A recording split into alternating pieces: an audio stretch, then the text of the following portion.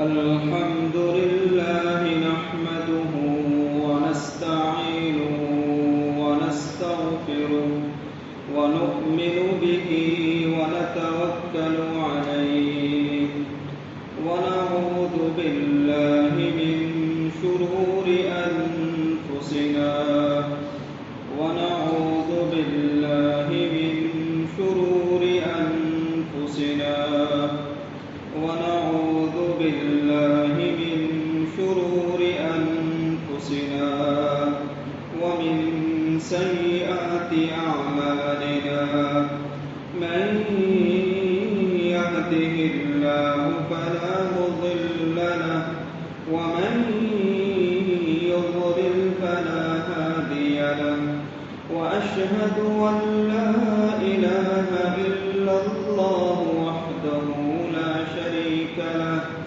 وأشهد أن سيدنا وسندنا ومولانا محمدا عبده ورسوله صلى الله تعالى عليه وعلى آله وصحبه الذين هم خلاصة العرب العرباء وخير الخلائق بعد الأنبياء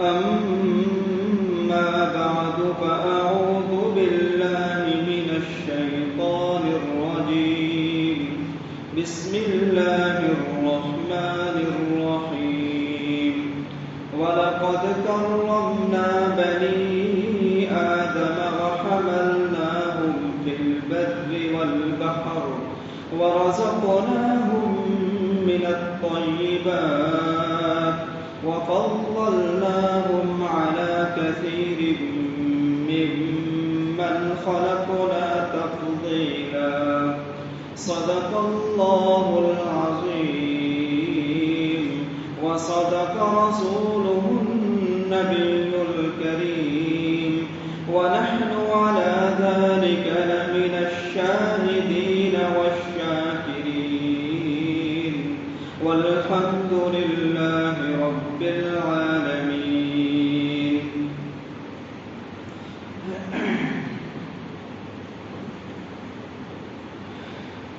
دوستو، بزرگوں،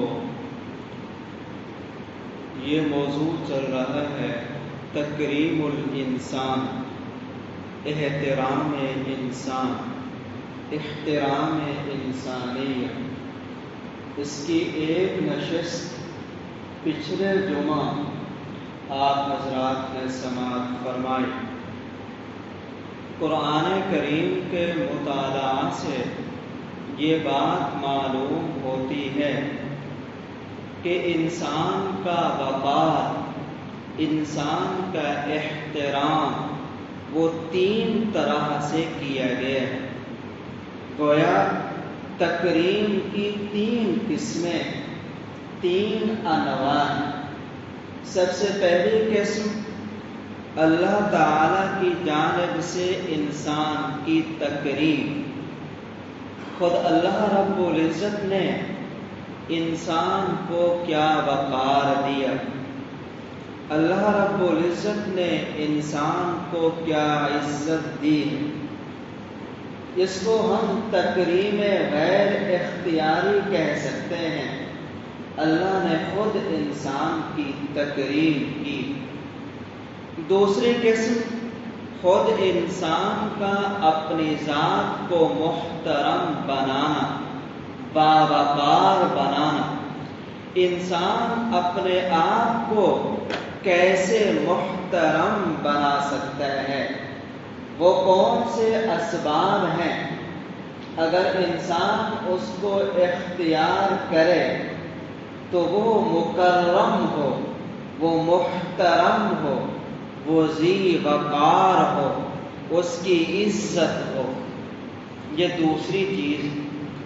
تیسری قسم، ایک انسان کا دوسرے انسان کو عزت دینا، وقار دینا، احترام کرنا، تکریم الانسان لأخیہ الانسان، یہ تیسری نوع ہے۔ احترام انسانیت پر جو گفتگو چل رہی ہے، آپ ان تینوں انواع کو، تینوں اقسام کو تفصیل کے ساتھ سماعت فرمائیں گے۔ تو سب سے پہلی قسم، اللہ تعالیٰ کی جانب سے انسان کی تکریم۔ اللہ رب العزت نے انسان کو کیا عزت دی ہے، کیا مقام دیا ہے، کیا مرتبہ دیا ہے، کیا وقار دیا ہے، انسان کو کس طرح محترم اور مکرم بنایا ہے۔ سب سے پہلے ہم اس چیز کو لیتے ہیں، خدا تعالی نے انسان کے ساتھ جو تکریم کا معاملہ فرمایا، اس میں پہلے نمبر پر یہ بات ہے، خلق الانسان فی احسن تقویم، لقد خلقنا الانسان فی احسن تقویم۔ دنیا کا باغ حسین ہے، خوبصورت ہے۔ دنیا کے باغ کا حسین ترین پھول وہ انسان ہے۔ انسان سے بڑھ کر کوئی حسین نہیں، انسان سے بڑھ کر کوئی جمیل نہیں، انسان سے بڑھ کر کوئی باجمال نہیں۔ دنیا کے باغ کا حسین ترین پھول، جمیل ترین پھول وہ انسان ہے، انسان۔ خدا تعالی نے خود اس چیز کو بیان فرمایا۔ سورہ تغابن کی آیت نمبر 5 فرمایا، خلق السماوات والارض بالحق۔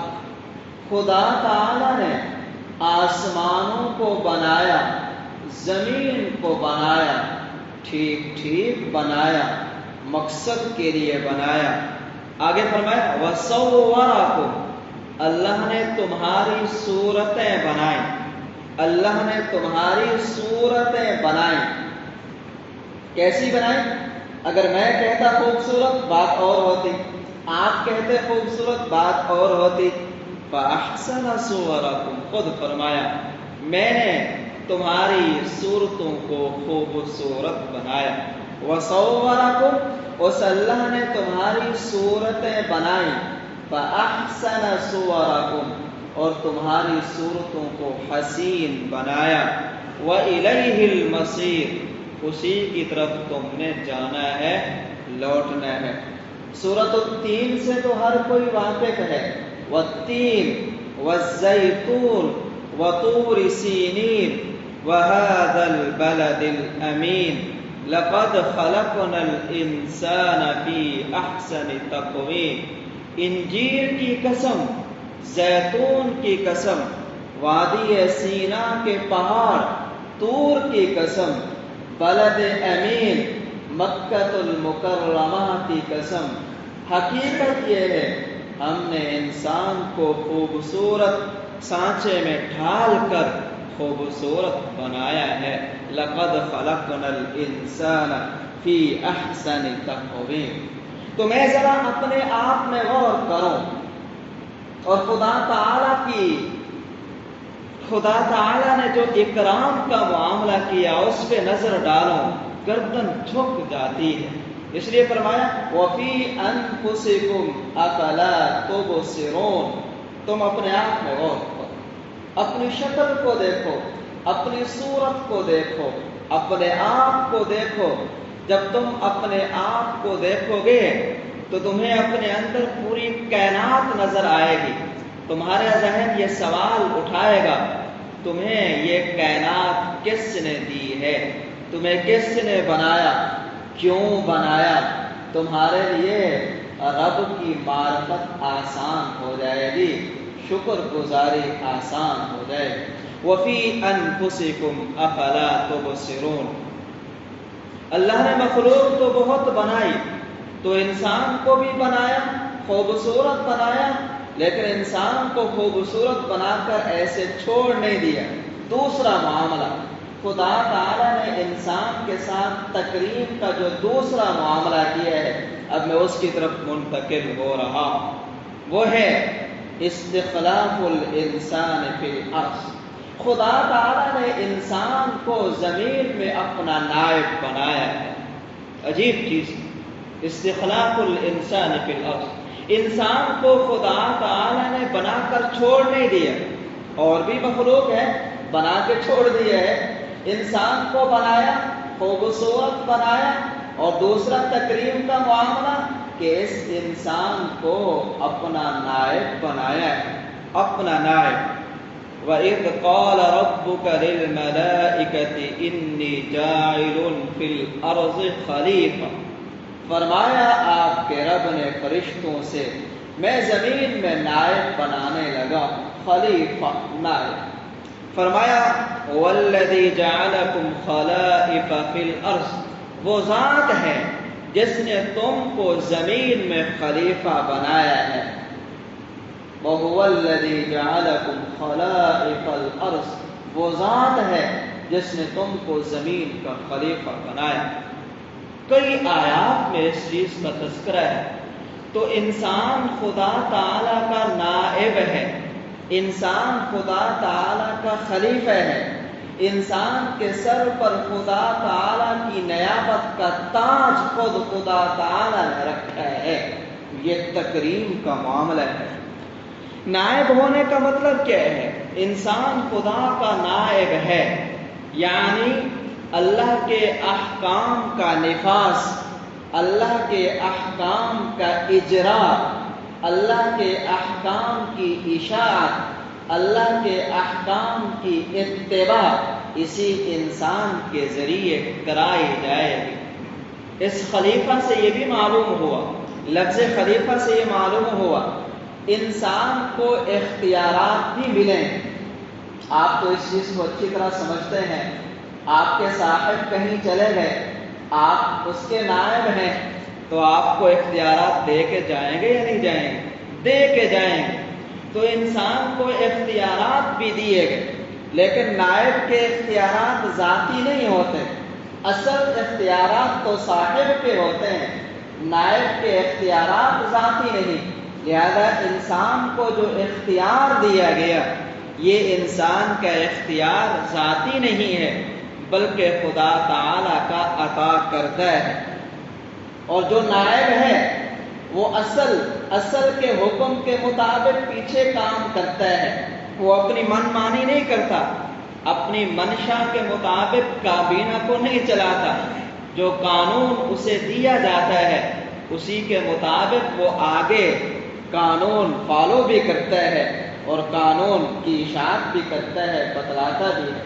تو جب انسان اللہ کا خلیفہ ہے تو یہ خلیفہ مالک نہیں، اس کے اپنے اختیارات نہیں، یہ اپنی منشا کے مطابق زندگی نہیں گزارے گا، یہ اللہ کے اختیارات دیے ہوئے لے کر دنیا میں اللہ کے قانون کے مطابق زندگی گزارے گا۔ کیا معاملہ ہے انسان کی تکریم کا۔ تو فرش خدا پر انسان کی حیثیت کیا ہے؟ خلیفۃ اللہ فی الارض۔ ہر انسان خلیفہ ہے، ہر انسان خلیفہ ہے، ہر انسان پر خلافت کا تاج ہے، ہر انسان پر ایک ذمہ داری ہے، ہر انسان خدا تعالیٰ کی جانب سے خدا تعالیٰ کے دیے ہوئے احکام پر عمل کرنے کا پابند ہے۔ اگر نائب اپنے آپ کو مالک سمجھنے لگے، اصل مالک کے دیے ہوئے اختیارات کو غلط استعمال کرنے لگے، تو اس کو کیا کہتے ہیں؟ غداری۔ اس کو کیا کہتے ہیں؟ بغاوت۔ اس کو کیا کہتے ہیں؟ سرکشی۔ تو ایک دن احتساب کا بھی ہوتا ہے، اور خدا تعالیٰ نے اس خلیفہ کے احتساب کا بھی ایک دن رکھا ہے جس کو یوم القیامہ کہا جاتا ہے، جس کو الساعہ کہا جاتا ہے، جس کو قیامت کہا جاتا ہے۔ تو یہ انسان کے ساتھ معاملہ کتنا پیارا معاملہ ہے۔ انسان تھوڑا سا غور کرے، خلوت میں بیٹھ کے سوچے کہ میں کون ہوں اور مجھے اللہ نے کیا دیا ہے۔ یہ خلیفۃ اللہ فی الارض کا مقام انسان کو اللہ نے نصیب فرمایا، ہر انسان پر۔ اس لیے انسان کی توہین کو ناجائز قرار دیا ہے، انسان کی بے اکرامی کو ناجائز قرار دیا ہے، انسان کے قتل کو، ناحق قتل کو، آگے بات ہوگی، پوری انسانیت کا قتل قرار دیا ہے۔ ایک انسان کی ناحق قتل ہونے والی جان کو کوئی بچا لے، اس کو تمام انسانیت کے احیاء اور بچانے کے مترادف قرار دیا ہے۔ یہ کوئی معمولی چیز نہیں۔ تیسرا معاملہ، خدا تعالیٰ نے انسان کے ساتھ جو تیسرا تکریم کا معاملہ کیا ہے، اس میں کسی کو بھی شریک نہیں کیا، وہ ہے انسان کی تعلیم، وہ ہے انسان کی تعلیم۔ انسان کو خوبصورت بنایا، انسان کے سر پر اپنا خلافت کا تاج رکھا اور پھر انسان کو تعلیم دی۔ وَعَلَّمَ آدَمَ الْأَسْمَاءَ كُلَّهَا ثُمَّ عَرَضَهُمْ عَلَى الْمَلَائِكَةِ فَقَالَ أَنبِئُونِ۔ آدم علیہ السلام کو اللہ نے تعلیم دی۔ انسان اول سیدنا آدم علیہ السلام، معلم اول اللہ تعالی، متعلم اول سب سے پہلا سکھانے والا وہ خدا تعالی ہے، اور جو سب سے پہلا سیکھنے والا ہے وہ انسان ہے۔ انسان، سبحان اللہ و بحمدہ، خدا تعالیٰ نے انسان کو اپنے سامنے بٹھا کر تعلیم دی۔ اس درسگاہ کا کیا حال ہوگا جس کا معلم، جس کا استاذ، جس کا ٹیچر وہ خود خدا تعالیٰ ہو، جو علیم ہے، جو قدیر ہے، جن کے علم کی کوئی انتہا نہیں ہے۔ وہ ایک انسان کو، ایک انسان کو، چھوٹے سے انسان کو اپنا شاگرد بنا رہے ہیں۔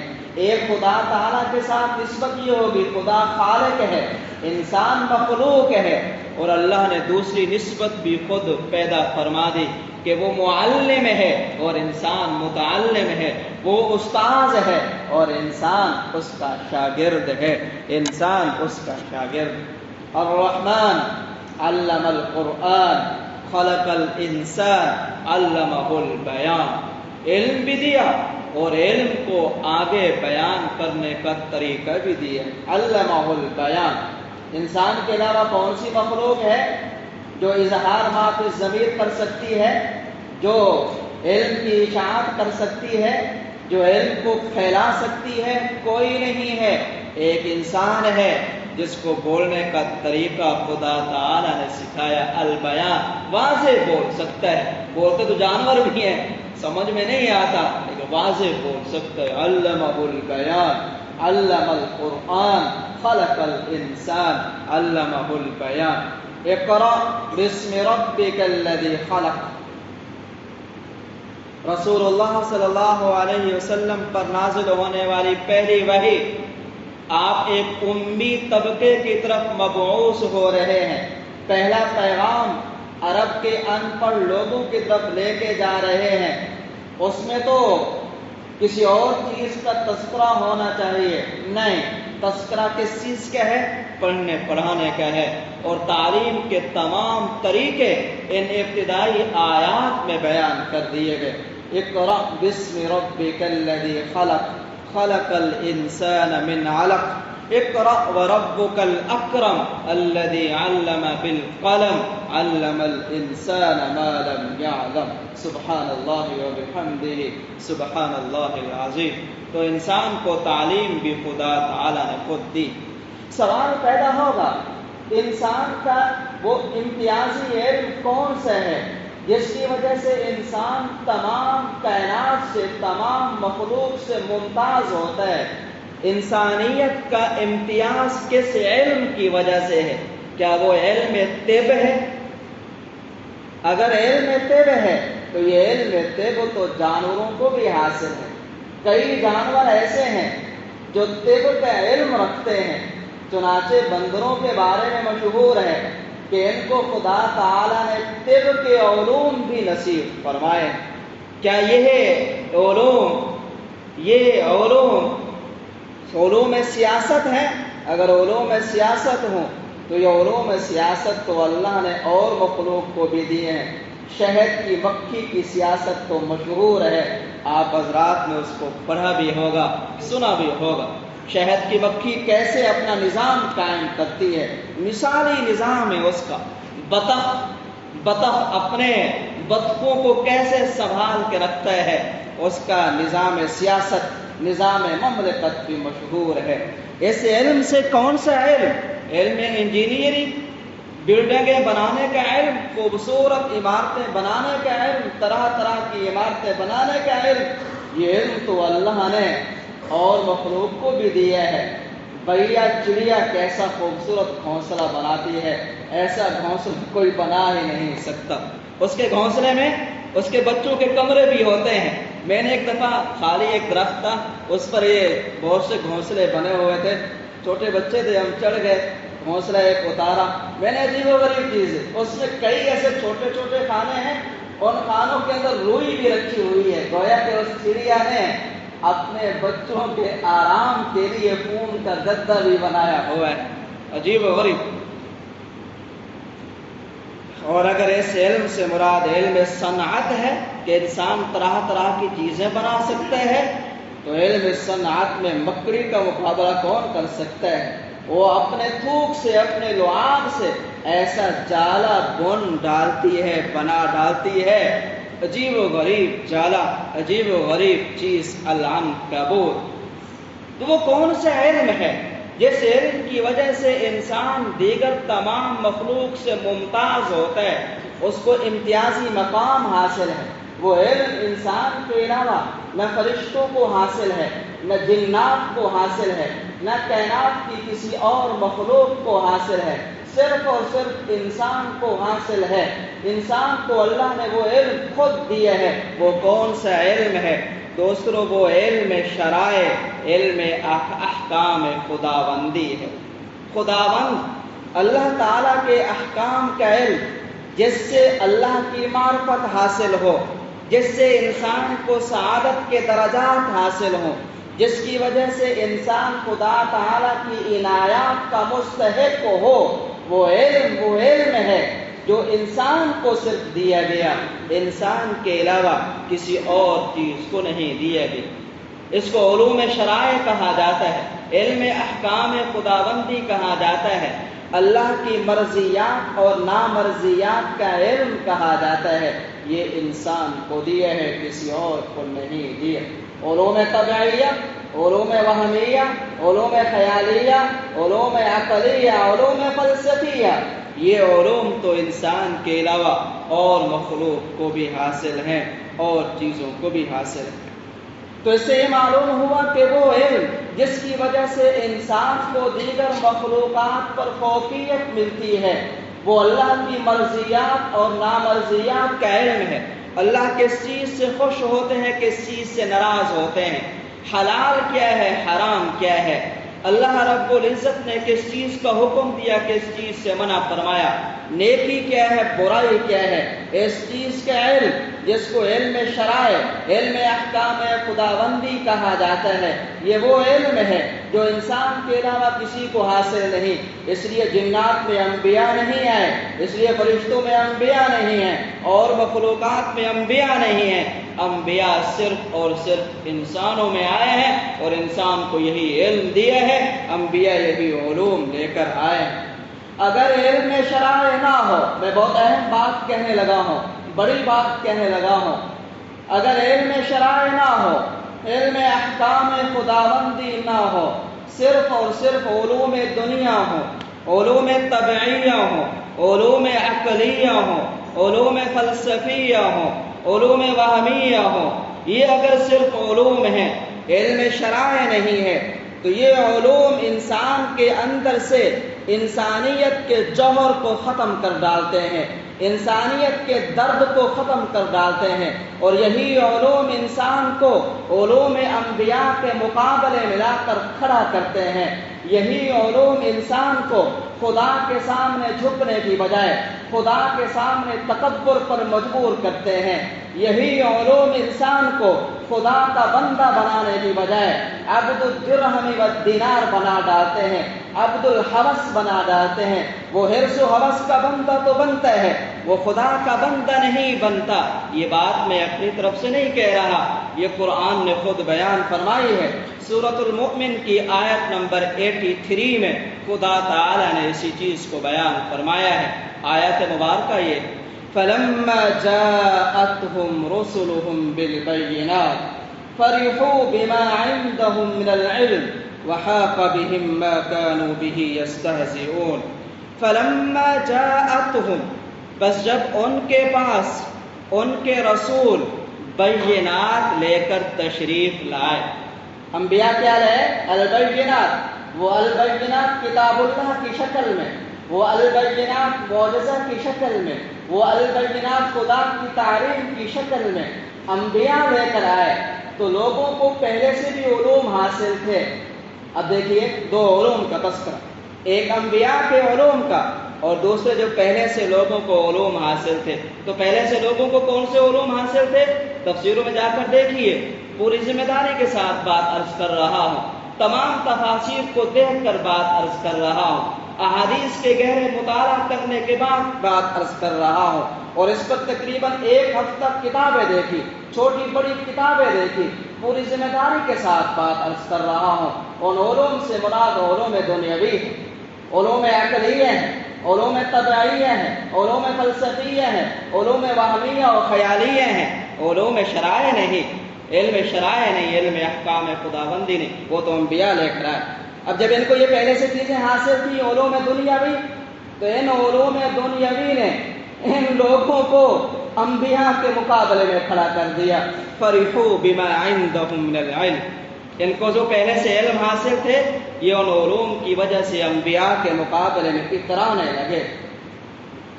تو اس آیت سے ہمیں یہ سبق ملتا ہے کہ انسانیت کا جوہر، انسانیت کا جوہر، انسانیت کا درد وہ علوم انبیاء سے محفوظ ہوتا ہے۔ میں ایک اور آیت آپ کے سامنے پیش کرتا ہوں، وہ اس سے بھی زیادہ واضح آیت ہے۔ سورۃ الانفال کی آیت نمبر 24 ہے۔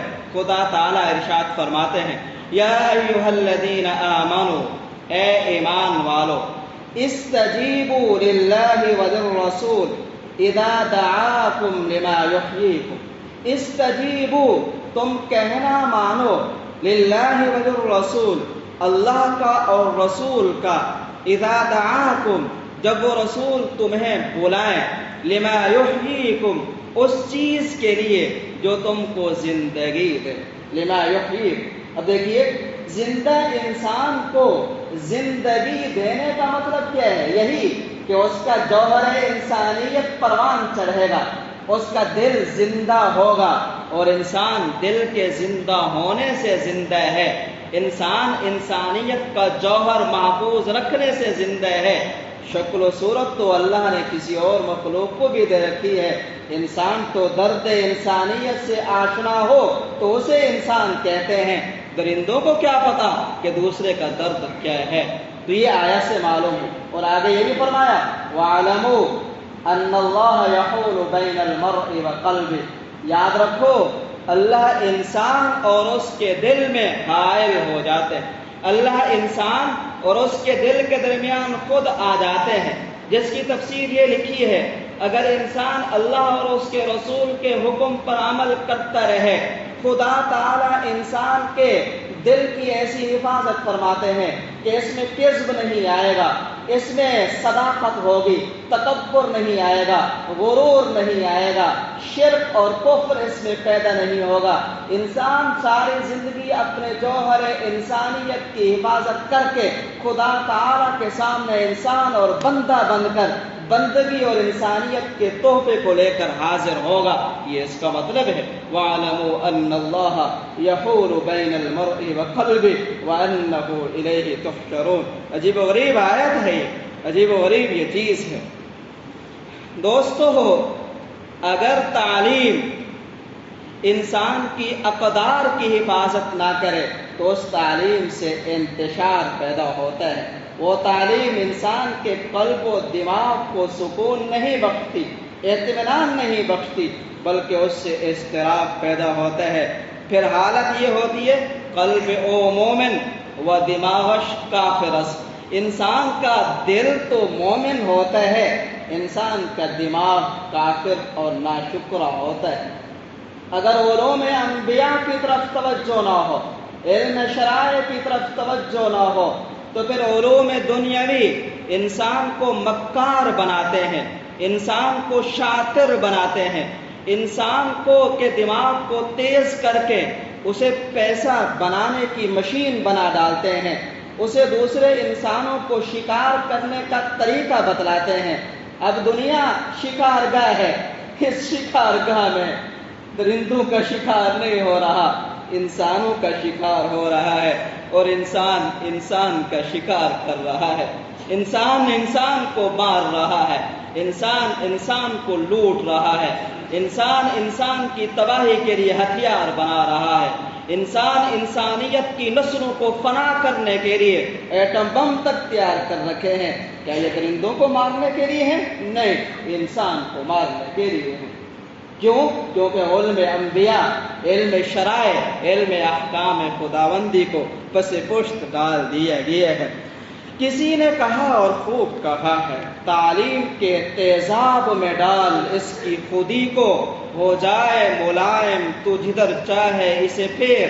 تاثیر میں اکسیر سے بڑھ کر ہے یہ تیزاب، سونے کا ہمالہ ہو تو مٹی کا ہے ایک ڈھیر. عجیب و غریب یہ بات کہی ہے. اور قرآن میں ایک اور آیت پیش کرتا ہوں، آپ کہیں ہو سکتا ہے یہ صاحب اپنی طرف سے کہہ رہے ہوں. سورہ زمر کی آیت نمبر 9، امن هو قانت آناء اللیل ساجدا وقائما يحذر الآخرة ويرجو رحمة ربه قل هل يستوي الذين يعلمون والذين لا يعلمون. دو چیزوں کا تذکرہ ہے. نمبر 1، امن هو قانت، ارے یہ تو بتلاؤ ایک وہ صاحب ہے قانت جو اللہ کے فرما بردار ہیں.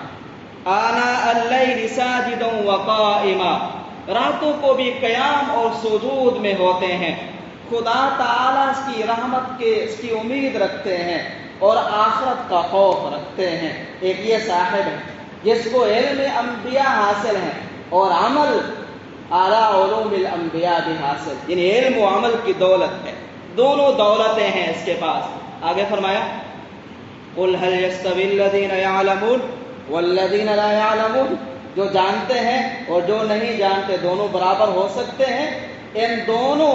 ان آیات کے باہمی تقابل سے خود بخود یہ معلوم ہو رہا ہے جس کو علم انبیاء حاصل ہے اور اس پر عمل بھی حاصل ہے وہ ہو، اور جن کو علم انبیاء حاصل نہیں گو علوم دنیاوی حاصل ہوں، یہ دونوں برابر نہیں ہو سکتے. فرمایا بات تو واضح ہے، انما یتذکر اولو الالباب، لیکن سمجھیں گے وہی جنہوں نے اپنی عقل کی حفاظت کر رکھی ہے، جن کی عقل ابھی زندہ ہے. تو بات چل رہی تھی کہ وہ کون سا علم ہے جس علم سے انسان کو امتیاز حاصل ہے. وہ دوستو علم شرائع ہے، وہ علم احکام خداوندی ہے، وہ علم ہے جو اللہ نے انبیاء کو دے کر بھیجا ہے.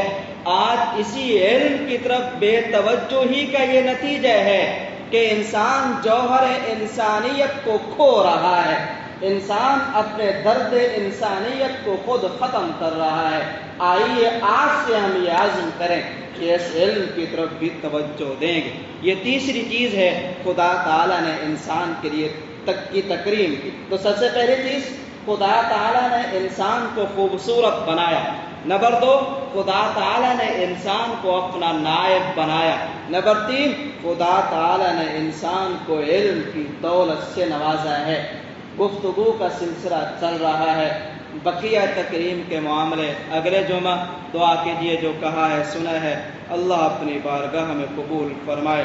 وآخر دعوانا ان الحمد للہ رب العالمین.